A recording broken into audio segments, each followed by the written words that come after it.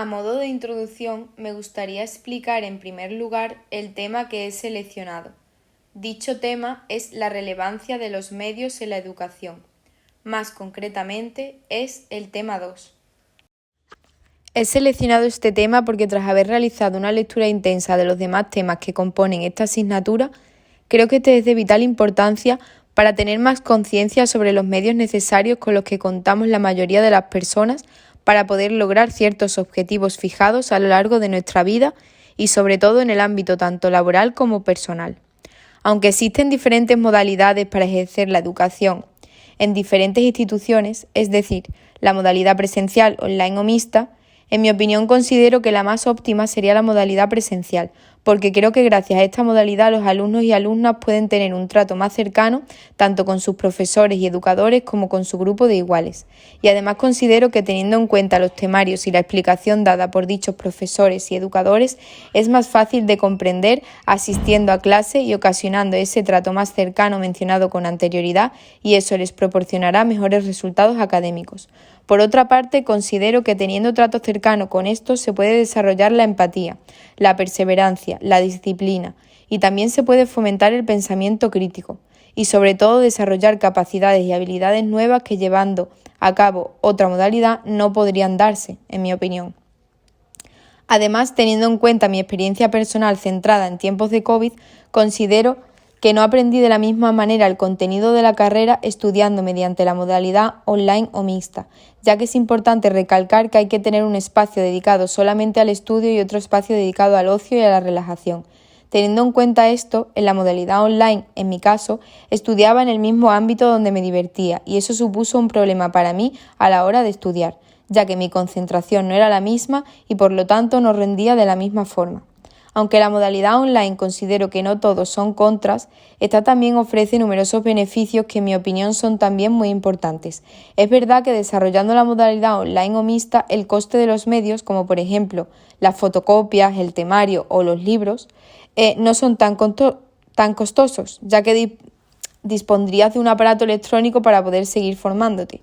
Aunque opino que no todas las personas disponen de los mismos medios, relacionado todo esto con la educación, se desarrolla la brecha digital, de la que hablaré en diapositivas posteriores, porque considero que es un tema muy importante a tratar.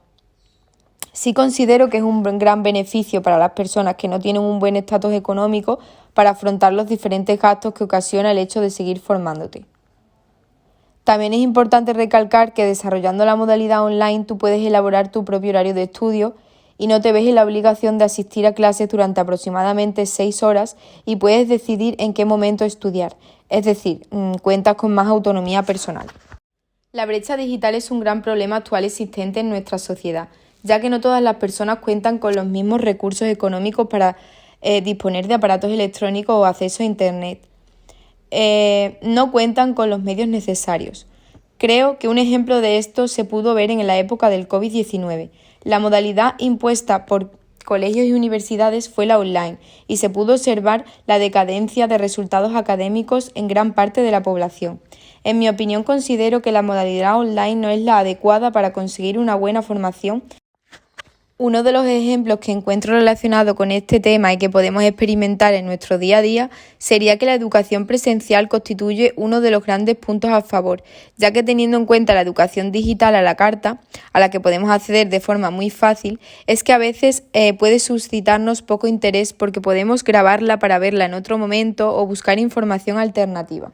Pero cuando tenemos que acudir de manera obligatoria a un centro educativo, como sería el caso de los estudiantes de educación social, de algún modo adquirimos un compromiso, una obligación, para poder continuar con nuestra educación. Por otro lado, las personas como seres sociales que somos tenemos una necesidad de sociabilizar personalmente con otras personas. Pienso que la información es mejor recibida y asimilada cuando es alguien con quien podemos empatizar, alguien que nos explica la materia en cuestión. Y personalmente considero que la mayoría de mis compañeros asimilamos mejor la teoría si es un profesor el que la explica. Y este hecho lo hemos podido observar en situaciones que se han dado en estos últimos 4 años.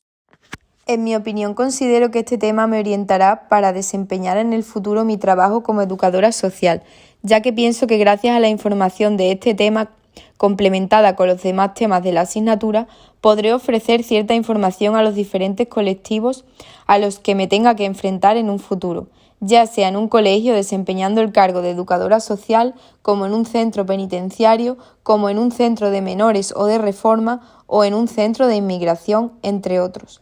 Aunque también es necesario recalcar que, en mi opinión, este tema estaría más orientado a ser desempeñado en un centro escolar, ya que pienso que podré ofrecer información a los alumnos. Podré contribuir al desarrollo de competencias y habilidades que serán clave en la vida de los colectivos. En mi opinión, considero que existe una gran desinformación de la carrera de educación social, y aquí también hago referencia al trabajo que ejercen los trabajadores sociales. En las diferentes ocasiones en las que he tenido que conversar con determinadas personas, he podido deducir que la gran mayoría de ellas no tenía un concepto muy definido de lo que supone la carrera o el trabajo de las educadoras y educadores sociales y el de los trabajadores y trabajadoras sociales. Algunas de ellas tenían una definición más cercana a la realidad, pero un número importante confundía la carrera de educación social con la de trabajo social, sin tener en cuenta que aunque las dos carreras se ayudan mutuamente y las dos están centradas en un ámbito social, la una no existiría sin la otra. No tenían ni idea de que mi carrera existía y tampoco sabía qué tipo de acciones desempeñábamos. Pienso que cada vez somos más conscientes de que muchísimos de los problemas sociales en la actualidad son consecuencias de una mala educación más allá de lo académico. Hay niños que crecen en familias desestructuradas ante situaciones violentas, desigualdades económicas y en barrios problemáticos, y rodeados de malos hábitos. Que esos niños y esas familias tengan la posibilidad de poder recibir ayuda de profesionales me parece algo muy positivo para la sociedad. Es algo a lo que hace años era muy difícil acceder y ahora cada vez más se ve algo más cotidiano. Sin duda pienso que hay que seguir creciendo como sociedad y para ello es primordial que las personas podamos tener una educación social adecuada. En cuanto al tema de la investigación en la educación social, considero que siempre es beneficiario seguir investigando. Nunca es suficiente. Creo que en mi futuro como educadora social intentaré desempeñar mi profesión apoyándome de ciertos medios como podrían ser los juegos interactivos. Un ejemplo de ellos creo que sería el Kahoot. O introduciría más dinámica, ya que creo que esto ayuda a más profundidad a los diferentes colectivos con los que tendré que tratar el día de mañana.